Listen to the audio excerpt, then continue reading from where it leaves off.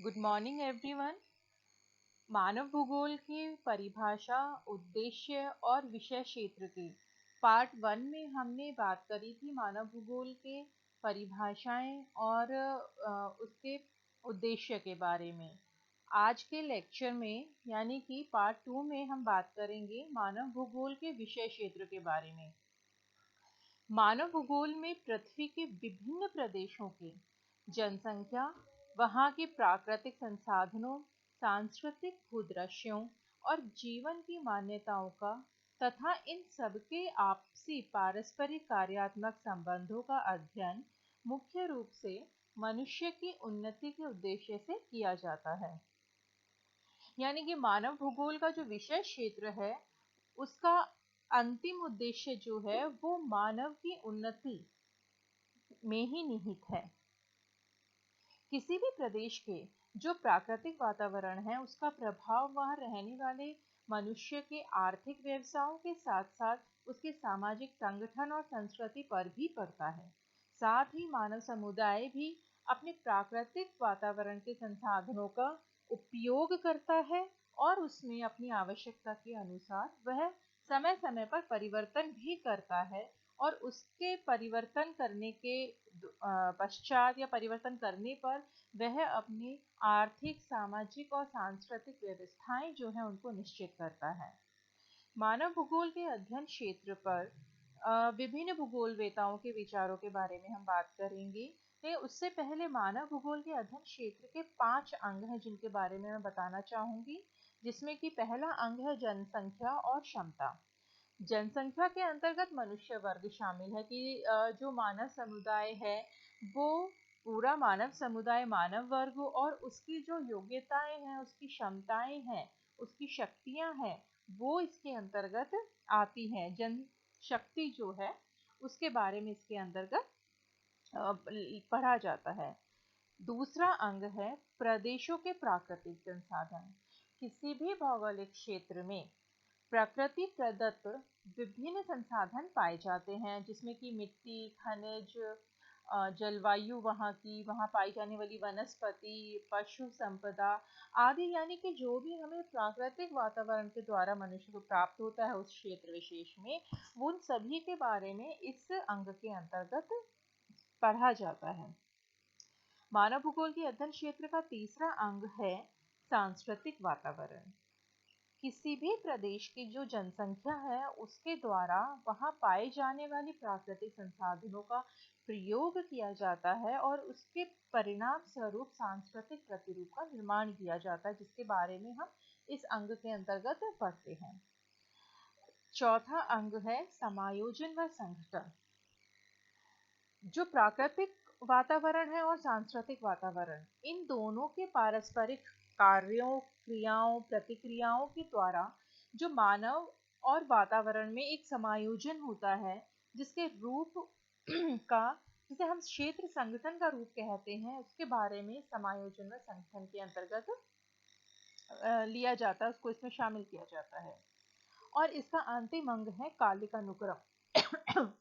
कालिक अनुक्रम के अंतर्गत जो उपरोक्त वातावरण समायोजन का कालिक अनुक्रम है, अर्थात समय की गति के साथ साथ उसके विकास की जो दशा का इतिहास है उसके बारे में कालिक अनुक्रम के अंतर्गत शामिल किया जाता है। अब हम बात करते हैं मानव भूगोल के अध्ययन क्षेत्र से संबंधित विभिन्न भूगोलवेताओं के जो विचार हैं उनके बारे में एक एक करके। इसमें सबसे पहले मैं बताऊंगी विडाल डी ला ब्लाश, जो फ्रांसीसी भूगोलवेता हुए हैं। उन्होंने मानव भूगोल के विषय क्षेत्र के बारे में क्या बताया है। उनके अनुसार मानव भूगोल के अध्ययन क्षेत्र को 4 वर्गों में बांटा गया है, जिसमें कि पहला भाग है जनसंख्या। इसमें जनसंख्या के वितरण, वृद्धि, घनत्व, जनसंख्या के प्रमुख जनसमूह जो हैं, जनसंख्या के जीविका के साधन और उसके जनघनत्व में जो संबंध है, जनसंख्या वृद्धि के जो कारण है, जो परिणाम है, उन सब के बारे में पढ़ा जाता है। दूसरा भाग है सांस्कृतिक तत्व। सांस्कृतिक तत्व को ब्लाश महोदय ने 5-6 भागों में बांटा, जिसमें पहला उन्होंने लिया वातावरण। इसमें पौधों, पशुओं और मनुष्य का वातावरण अनुकूलन को शामिल किया जाता है। उसके बाद उन्होंने लिया इसमें औजार और कच्चे माल के बारे में, उसके बाद फिर जीविका के विभिन्न साधनों के बारे में सांस्कृतिक तत्व में पढ़ा जाता है। फिर मानव निर्माण के जो पदार्थ हैं, यानी कि भवन निर्माण की जो सामग्रियां हैं, जैसे कि ईंट, पत्थर, घास फूस आदि जो भी पदार्थ भवनों के निर्माण कार्य में प्रयोग में लिए जाते हैं, उनके बारे में भी इसमें शामिल किया गया है। फिर मानव बस्तियों में मानव के अधिवासों के जो प्रकार हैं, जो प्रतिरूप हैं विभिन्न, उनके बारे में समझाया जाता है। और इसमें अंतिम भाग सांस्कृतिक तत्व में उन्होंने बताया सभ्यताओं का विकास, कि विभिन्न सभ्यताओं, मानव सभ्यताओं का विकास किन क्षेत्रों में हुआ है, किस क्रम में हुआ है, किस काल में हुआ है, वो सबके बारे में इसमें बताया जाता है। विडाल डिला ब्लाश ने तीसरे भाग में शामिल किया परिवहन और भ्रमण को। परिवहन में उन्होंने न केवल मनुष्य का बल्कि मनुष्य के साथ साथ पशु के परिवहन को भी शामिल किया। इसमें विभिन्न परिवहन के मार्गों जैसे सड़कें, रेल मार्ग और महासागरीय परिवहन जिसे जलमार्ग के नाम से भी कहते हैं हम, को भी शामिल किया। उन्होंने चौथे भाग में मानव की प्रजातियों और नगरों को शामिल किया। ये बात हुई विडाल डिला ब्लाश के मानव भूगोल के विषय क्षेत्र के संबंध में विचारों की। अब हम बात करेंगे जीन ब्रून्स के अनुसार मानव भूगोल के जो विषय क्षेत्र बताया गया है उसके बारे में।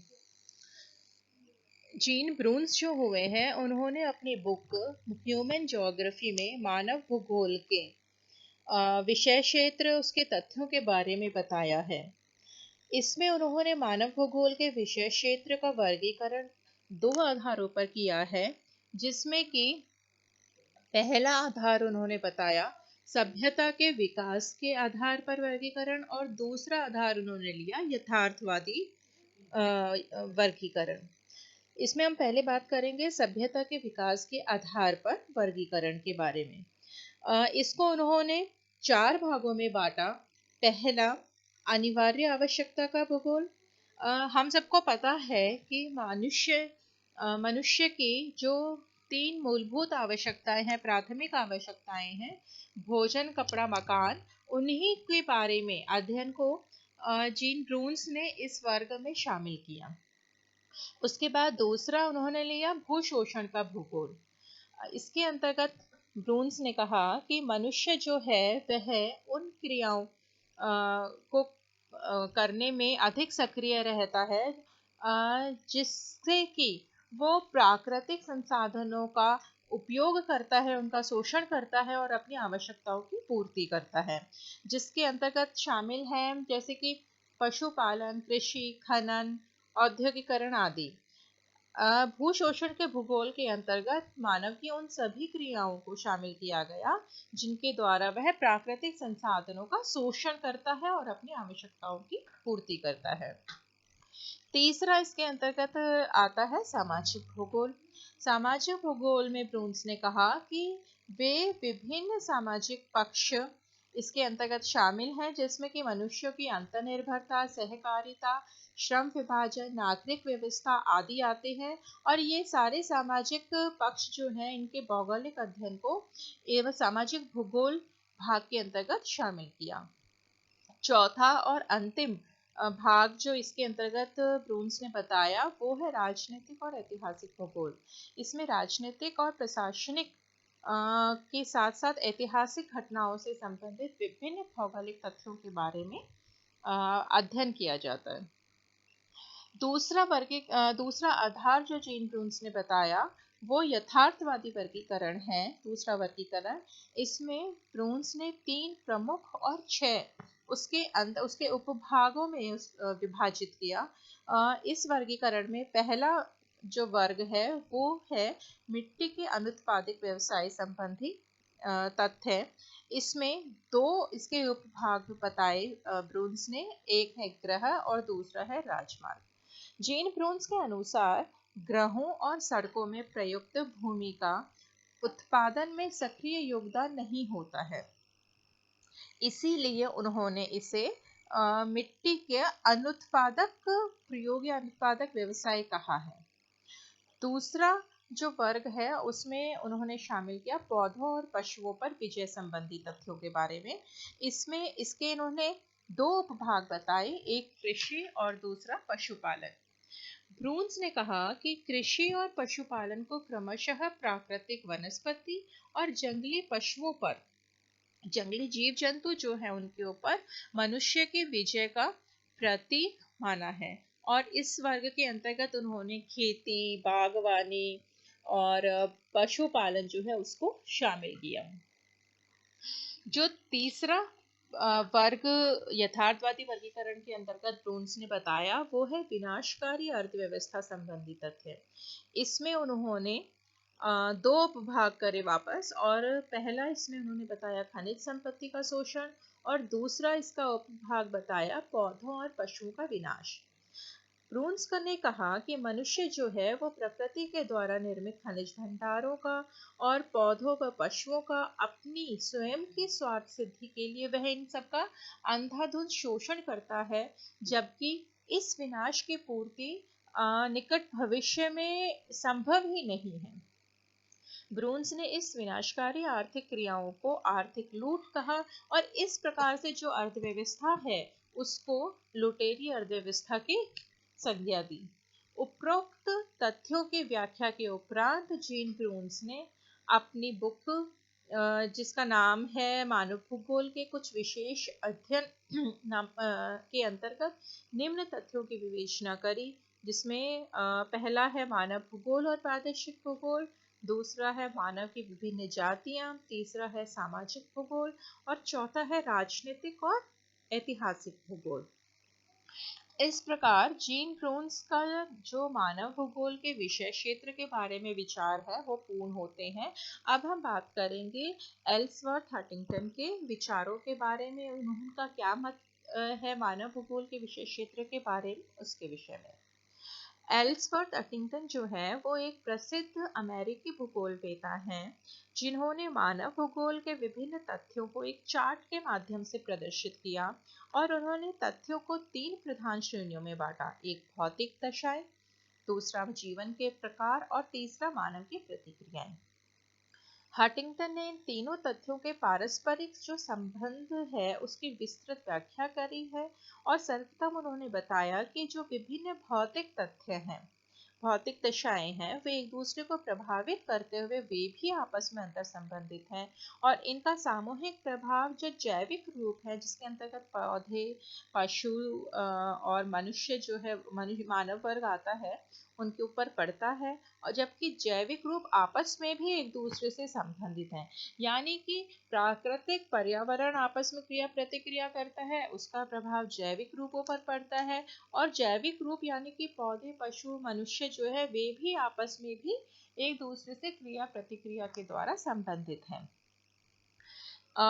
हंटिंगटन ने भौतिक दशाओं, पौधों और पशुओं से मानव की क्रिया प्रतिक्रिया जो होती है उसके परिणाम स्वरूप जो मानव की प्रतिक्रियाएं उत्पन्न होती हैं उनको मानव भूगोल के प्रमुख तथ्य के रूप में बताया है। हंटिंगटन ने भौतिक दशाएं जो बताई उसके अंतर्गत उन्होंने शामिल किया भूमंडल परिस्थिति, स्थल रूप, जलाशय, मिट्टी और खनिज और जलवायु को। उन्होंने जीवन के प्रकार में शामिल किया पौधे, मनुष्य और पशुओं को, और उन्होंने मानव के जो विभिन्न प्रतिक्रियाएं हैं इसके अंतर्गत भोजन, वस्त्र, आश्रम, औजार, यातायात के साधन, आखेट, मत्स्य उद्योग, पशुचारण, कृषि, वन उद्योग, खनन, विनिर्माण उद्योग, वाणिज्य, उसके जो कार्यकुशलता के क्षेत्र यानी स्वास्थ्य, सांस्कृतिक प्रेरणा, मनोरंजन, उसके उच्च स्तर की जो आवश्यकताएं हैं, सरकार, शिक्षा, विज्ञान, धर्म, कला, साहित्य आदि को शामिल किया है। हंटिंगटन के द्वारा जो मानव भूगोल का ये विषय क्षेत्र बताया गया है वह सर्वाधिक विस्तृत है।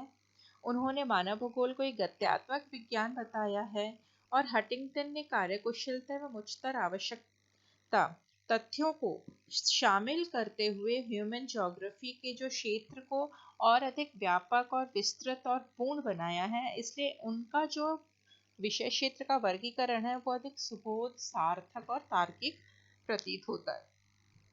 मानव भूगोल के तथ्यों की जो उन्होंने सूची दी है वो इस प्रकार है, जैसे पर्यावरणीय दशाएं या भौतिक दशाएं के अंतर्गत उन्होंने शामिल किया स्थानिक संबंध, भूविन्यास, जलवायु, जलाशय, मिट्टी, खनिज, प्राकृतिक वनस्पति और जीव जंतुओं को, उसको उन्होंने शामिल किया पर्यावरणीय दशाओं के अंतर्गत।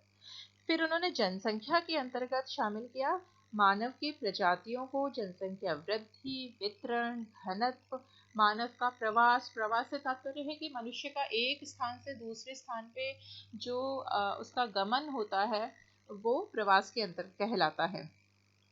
फिर मानव की प्रतिक्रियाओं के अंतर्गत उन्होंने उसको कुछ वर्गों में बांटा, जिसमें प्राथमिक आवश्यकताएं आती हैं, जैसे भोजन, वस्त्र, आश्रय। आश्रय से मतलब है मानव के द्वारा जो ग्रहों का, अधिवासों का निर्माण किया जाता है वे उनसे है। इस तरह उन्होंने दूसरा इसमें लिया मानव प्रतिक्रियाओं के अंतर्गत व्यवसाय। मनुष्य जो जो व्यवसाय करता है या आर्थिक क्रियाएं करता है, इसमें उन्होंने आखेट, मत्स्य उद्योग, पशुपालन, खनन क्रिया, कृषि, विनिर्माण, व्यापार वाणिज्य आदि को शामिल किया। परिवहन भी शामिल है इसमें। और फिर उन्होंने इसमें तीसरा भाग लिया उच्चतर आवश्यकताओं का, जिसके अंतर्गत मनुष्य का स्वास्थ्य, मनोरंजन, शिक्षा, विज्ञान, साहित्य, कला, उसका धर्म, प्रशासन, उसके अंतर्राष्ट्रीय संबंध आदि शामिल हैं। इस प्रकार विभिन्न भूगोलवेताओं यानी कि ब्रून्स, ब्लाश और एल्सवर्थ हंटिंगटन के मानव भूगोल के विषय क्षेत्र के बारे में जो विचार हैं वो पूर्ण होते हैं, और इन तीनों में भी एल्सवर्थ हंटिंगटन जो है उनके विचारों को सर्वाधिक मान्यता प्राप्त है। और इस प्रकार हमारा जो ये टॉपिक है मानव भूगोल की परिभाषा, उद्देश्य और विषय क्षेत्र, ये पूर्ण होता है।